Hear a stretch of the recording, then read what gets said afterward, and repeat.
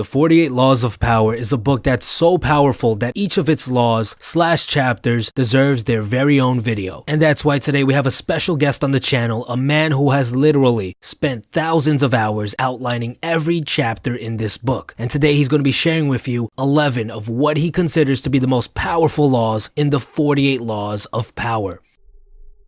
Good day everyone, thanks for having me. I run a channel called Illacertus, where I've spent thousands of hours mainly animating every single one of Robert Greene's 48 Laws of Power. I think it's that important because Greene is one of those few authors that write about what is and not what ought to be, meaning it's brutally honest to the point of being blunt. But if you're like me, you'd much rather prefer content that is reflective of the truth, even if it is a bit unpleasant, than being lied to.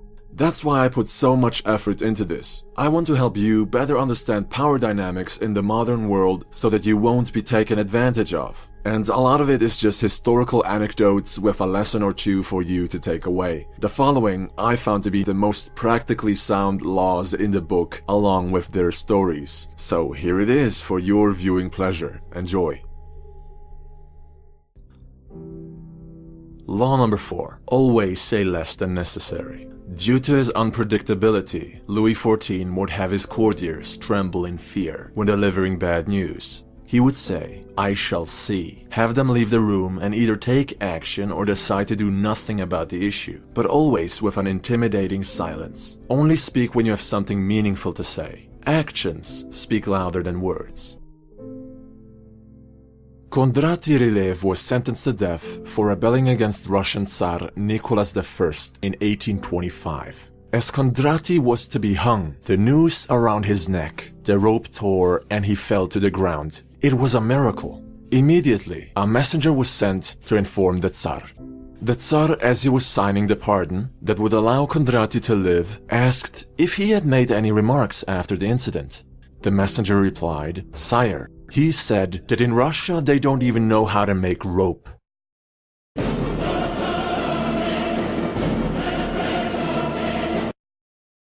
Kondraty was hung again the following day. You can imagine the rest.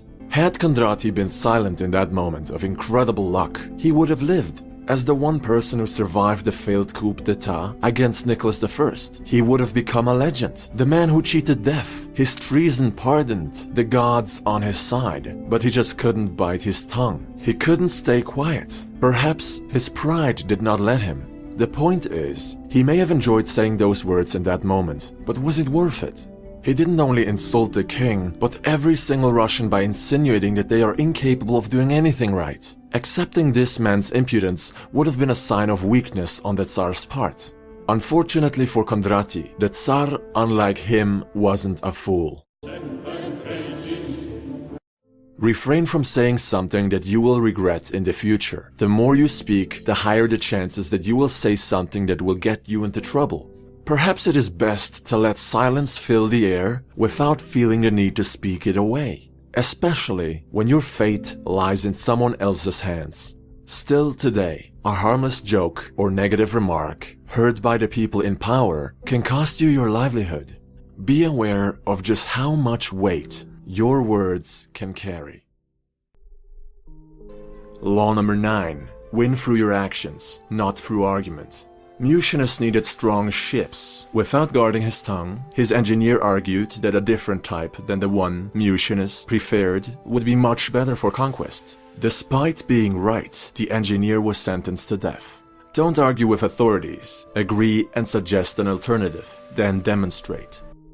Law number 13. Asking for help appealed to people's self-interest. In 433 BC, the Athenians found themselves in a favorable position. The Corcyraeans and the Corinthians were preparing for war. Both parties wanted to secure the help of the Athenians. The Corinthians chose to remind them of an existing debt. The Corcyraeans, on the other hand, spoke only of mutual interests, the combined force of their navy directed at Sparta. The Athenians allied with the Corcyraeans. In sales of any kind, pragmatic arguments will always trump emotional appeals. The past does not matter. Don't count on loyalty. Aim for win-win deals. Law number 16. Use absence to increase respect and honor. A man said to a dervish, "Why do I not see you more often?" The dervish replied, "Because the words, 'Why have you not been to see me?' are sweeter to my ear than the words, 'Why have you come again?'" Molayami, quoted in Idries Shah's Caravan of Dreams, 1968. Give people time to miss you by robbing them of your presence. It's when we lose something that we discover how valuable it had been to us. On your return, you will be appreciated all the more. Law number 18. Isolation is dangerous. The more you are isolated, the easier it is to deceive you. You lose touch with reality. When someone is urging you to cut friends and family out of your life, realize that they want to control and influence you all by themselves. Whether they do this consciously or unconsciously, it is malicious. Be careful in cutting yourself off from others for too long. Introverted or not, you may cause yourself great harm psychologically by pushing others away from you. Law number 23. Concentrate your forces. The greater an empire's territories, the more vulnerability. Great lands need strong borders. Else they may be overrun by another barbarian tribe, as seen with the collapse of Rome. Your armies are strongest when forged together. Divide them, and they may not be able to protect the empire from an invasion. Dedicate your complete focus to one front, using every resource at your disposal and all of your energy to master your craft through total immersion.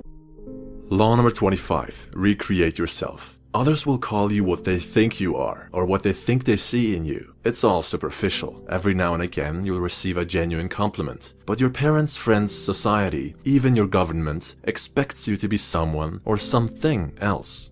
It's important that you choose to be whatever you want to be, and that you feel free to change whenever you like. You have the freedom to dismiss the opinions of others, even to put on a good show like Gaius Julius Caesar. The world is your stage. It's up to you what role you want to play. Think of life like a book, and you're writing it. You're the main character, so act like it. Law number 29. Plan all the way to the end. Excerpt from the book. The gods on Mount Olympus, looking down on human actions from the clouds, they see in advance the endings of all great dreams that lead to disaster and tragedy, and they laugh at our inability to see beyond the moment, and at how we delude ourselves. Before you take action, consider the possible outcomes and consequences, calculate the risk, then execute if it's worth doing. However, as time goes on, things reform, and it would be foolish to stick to a plan that ignores change. Law number 34. Be royal in your own fashion. Act like a king. Christopher Columbus did not accept his low standing in the world he was born. He recreated his family tree, married into nobility, and peddled with kings. Now, unless he was mad, people thought, there must be valid reasons behind his bold requests. He must be legitimate. Ask for less, receive less. What you tolerate is what you end up with. Do not think lowly of yourself. You're a king in your own right. You're a queen in your own right. Princes and princesses are no good today. Law 41. Avoid stepping into a great man's shoes. Alexander the Great's father had set the standard of achievement very high. Alexander wasn't going to be content in his father's shadow. He wasn't going to rest on his father's and later on his own laurels. When Alexander saw the breadth of his domain, he wept, for there were no more worlds to conquer. Now, imagine if Alexander the Great had had a son who wanted to be a conqueror. That he would pale in comparison is an understatement. Not a soul would have attributed his success to him, for he'd achieve everything on the shoulders of his father. Don't make it your life's task to be better at being someone else. Instead, go your own way. Unapologetically be your best self. Law 48. Assume formlessness. The Spartans, the most powerful infantry the world had ever seen at the time, lost the war with Athens, for they were outnumbered and unwilling to change their views. They did not adapt to circumstance. They did not build walls. They did not want to conquer new lands, nor engage in trade, for gold gave rise to corruption. Meanwhile, Athens was thriving through constant reform. Sparta fell behind and collapsed. Don't fight change. When you catch yourself in the futile attempt to resist a new order, remind yourself that you not only missed the opportunity to predict it, but to adapt to it in time. You have to be anti-fragile.